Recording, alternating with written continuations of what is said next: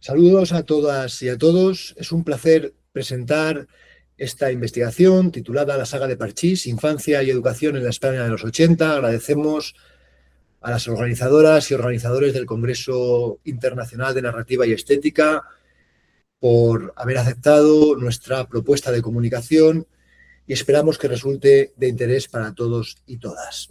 Para entender el objeto de este estudio, debemos situarnos en el año 1979, año en el que nace oficialmente el grupo musical Parchís. Conformado por 3 chicos y 2 chicas, entre 8 y 12 años, el grupo se convirtió en un tsunami musical sin precedentes en España, pero también en Latinoamérica, superando incluso en ventas a artistas consagrados de la época. Aunque su carrera musical fue prolífica, su impacto se consolidó de manera definitiva a través de la gran pantalla. El corpus de esta investigación se centra en la trilogía dirigida por Javier Aguirre, son la película La Guerra de los Niños del año 1980, La Segunda Guerra de los Niños del año 1981 y Las Locuras de Parchís del año 1982. Estas películas no fueron productos menores. La primera de ellas atrajo a más de 1,2 millones de espectadores, convirtiéndose en un referente generacional para la llamada generación X. Los que somos de esta edad, estemos viendo el vídeo, la verdad es que seguro que nos llama la atención o nos viene a la mente alguna canción o la imagen tan icónica de este grupo. El objetivo principal de este trabajo es analizar estos largometrajes para descifrar los lenguajes morales predominantes en la sociedad española de la transición.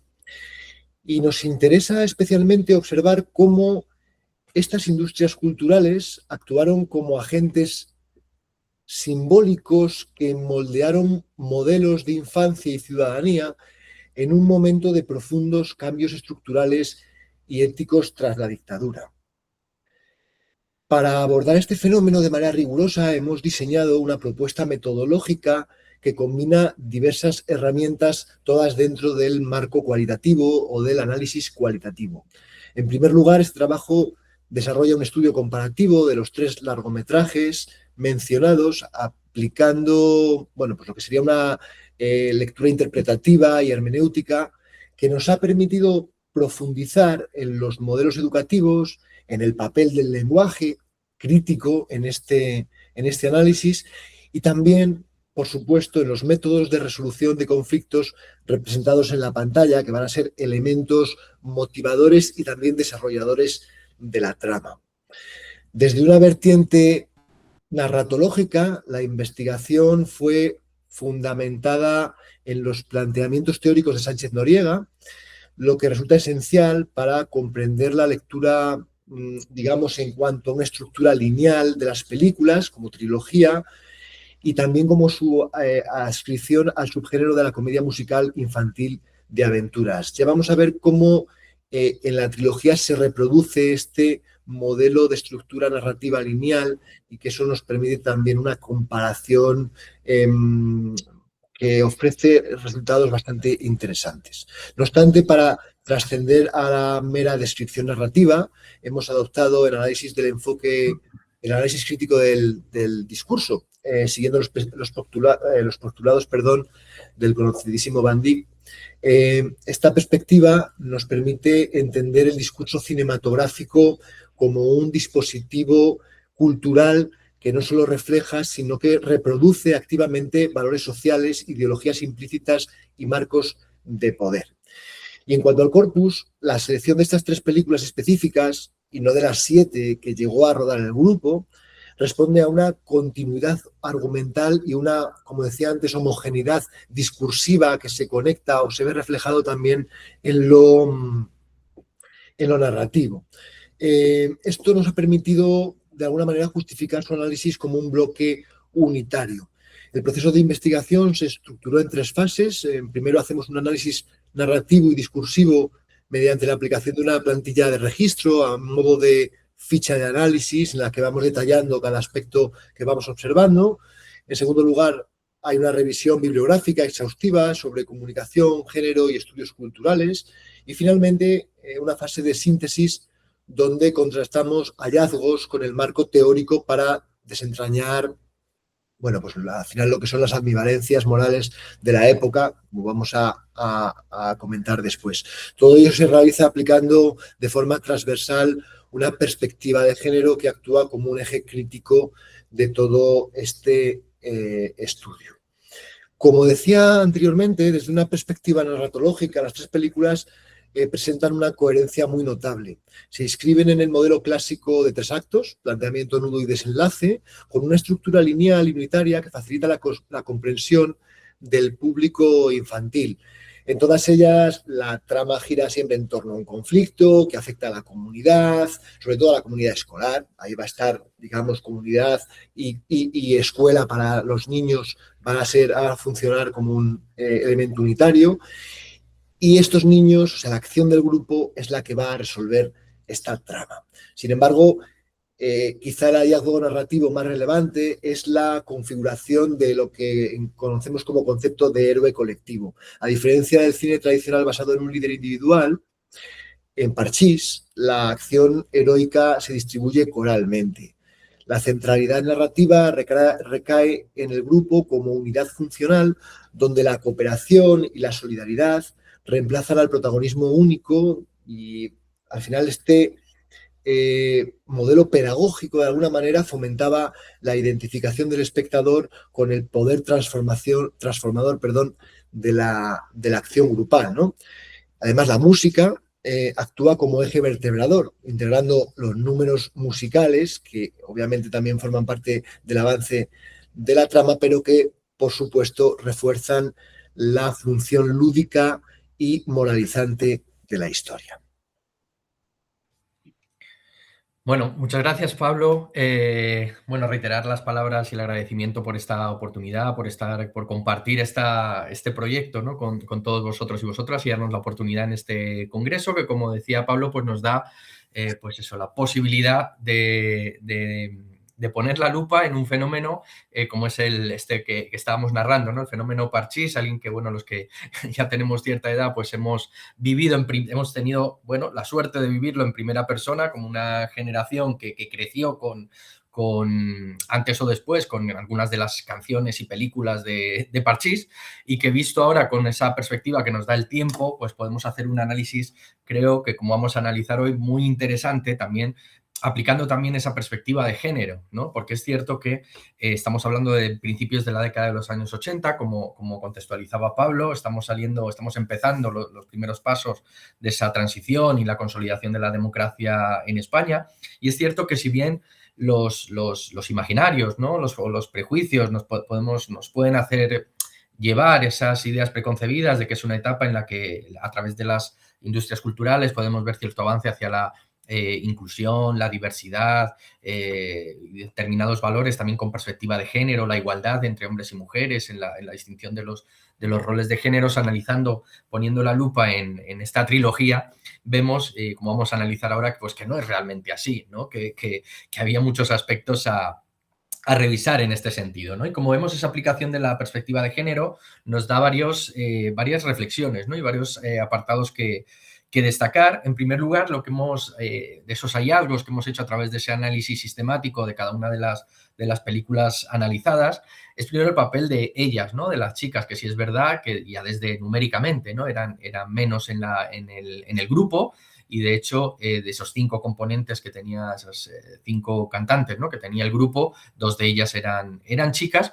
y además en la primera de las películas, en La guerra de los niños, incluso el papel de una de ellas, de Gemma, ¿no? Es prácticamente testimonial, es decir, sale únicamente al inicio en el colegio cantando una canción, una fiesta a fin de curso, y desaparece de la trama de la película para aparecer luego otra vez. Al final es Yolanda, ¿no? En este caso, la que lleva la que aparece, pero también analizando su papel, ¿no? Vemos ese rol, ¿no? Que se repetirá a lo largo de las películas, de ellas como garantes de lo correcto o como freno moral frente a las conductas pues transgresoras, incluso muchas veces delictivas de los propios chicos, ¿no? Que van dando coherencia a la historia, ¿no? Es un ejemplo de ello lo tenemos en la primera de las películas, ¿no? Donde los chicos, cuando su antagonista, que es Don Atilio, ¿no? El director, el malo de la película, el director del que quiere hacerse con el colegio y con los terrenos para poder especular con la venta del colegio. Los chicos, cuando ven que no están consiguiendo sus objetivos y que va adelante con ese propósito, en un momento determinado dicen que ha llegado el momento de pasar a la sangre, ¿no? Y es ella, precisamente, de todos, es solo ella la que se opone a pasar a la sangre, literalmente, diciendo, no, todo menos sangre. Y ellos, bueno, pues aceptan como ese referente moral o que les pone un poco las normas cuando están en esas situaciones, ese papel de cuidadora, ¿no? Que veremos posteriormente en otros aspectos, ¿no? O en la segunda película, cuando los chicos quieren hacer un viaje, bueno, y hacen una serie de acciones y planean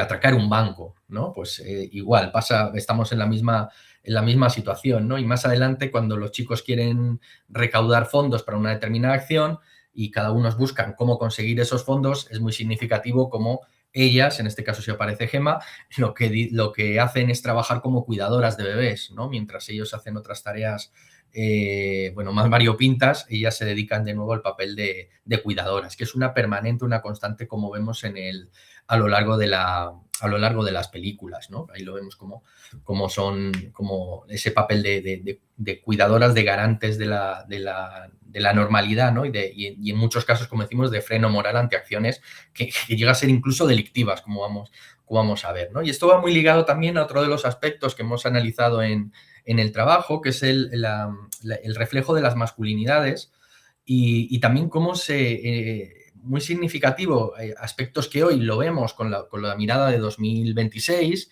y nos choca muchísimo, ¿no? No tanto en la época, en determinadas secuencias como alguna que hemos determinado, que hemos destacado, en el que incluso se toca el acoso, ¿no? El acoso físico a una de las compañeras. Es decir, por un lado tenemos una heterosexualidad obligatoria que además se refleja, va muy ligada a este concepto de la masculinidad. Esto lo vemos muy claro en la tercera de las entregas, en Las locuras de Parchís, en las que hay una nueva alumna en la que, bueno, se permiten toda clase de recursos de acoso, de bullying,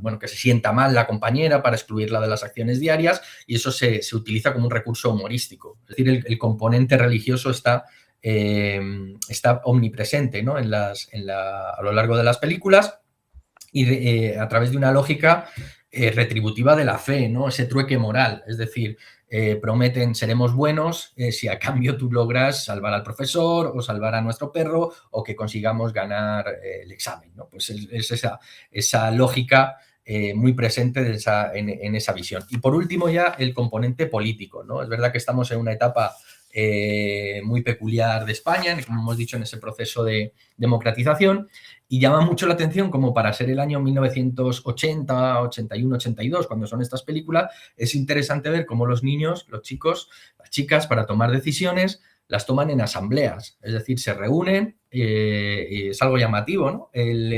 Cómo la toma de decisiones es democrática, ¿no? Votan y lo que saca la mayoría, aunque alguno muestra su discrepancia con lo que ha elegido la mayoría, pero todos van a una con lo que decide el grupo, ¿no? Y además también existe un mensaje con una escena mítica, ¿no? Que en mi generación no la tenemos ahí en la retina guardada, que es el final ya, la parte final de la primera entrega de la saga, cuando Tino, el mayor del grupo, se sube a una ambulancia ahí para parar las máquinas excavadoras que van a empezar la demolición del colegio, con ese grito de el cole unido jamás será vencido, ¿no? Que nos lleva también a esa lucha de clases muy presente en esa época, en esos principios de los años 80, y contra la especulación inmobiliaria que representa la figura, como hemos dicho, de Don Atilio, y que conecta perfectamente con esa sensación, ese pulso social de la España de los años 80. Gracias, Javier. Yo creo que como conclusión brevísima podemos afirmar que la trilogía de la Guerra de los Niños, pues al final constituye un testimonio complejo y, bueno, de alguna manera creo que, sobre todo, tú has dado unas claves muy interesantes de que es un testimonio, pues ciertamente ambivalente de su tiempo. porque al final analizar Parchís hoy no es solo un ejercicio de nostalgia, aunque tenga cierta carga, sino que es una herramienta necesaria para comprender cómo las industrias culturales modelaron los imaginarios de toda una generación y para identificar las resistencias culturales que, aún en plena transición, pues mantenían vigentes estructuras heteropatriarcales, enmascaradas bajo la máscara, valga la redundancia, del entretenimiento infantil y que, por desgracia, pues hoy afloran en este contexto de regresión democrática y polarización del discurso ideológico que tú mencionabas. Y nada más, muchas gracias por su atención y gracias al Congreso por generar este enriquecedor debate. Muchas gracias.